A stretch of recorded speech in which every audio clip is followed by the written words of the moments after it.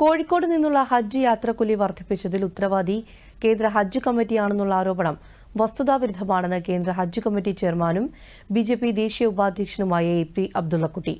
സംസ്ഥാന സർക്കാരും ഹജ്ജ് കമ്മിറ്റിയും അനുവദിക്കുകയാണെങ്കിൽ കേരളത്തിലെ എംബാർക്കേഷൻ പോയിന്റുകൾ ഒന്നാക്കി ചുരുക്കാം.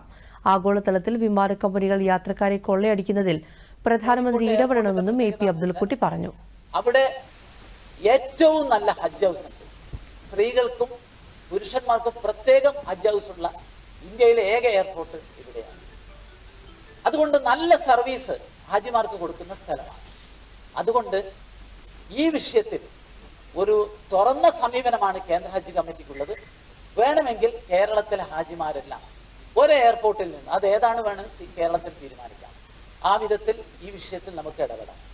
മറ്റൊന്ന്, ഞാൻ ആദ്യം ഉന്നയിച്ചതുപോലെ നമ്മുടെ ടെലികമ്മ്യൂണിക്കേഷൻ രംഗത്ത് ട്രായ് കൂലി നിയന്ത്രിക്കുന്നത് പോലെ, നമ്മുടെ മൊബൈൽ ഫോണിന്റെ ചാർജ് നിയന്ത്രിക്കുന്നത് പോലെ, ആ വില നിയന്ത്രിക്കുന്നത് പോലെ ആഗോള തലത്തിൽ വിമാന കമ്പനികൾ നടത്തുന്ന കൊള്ള നിയന്ത്രിക്കാനുള്ള ഒരു സംവിധാനം ഉണ്ടാക്കണം. അതിന് പ്രധാനമന്ത്രി നരേന്ദ്രമോദിയുടെ ഇടപെടൽ വേണം എന്ന്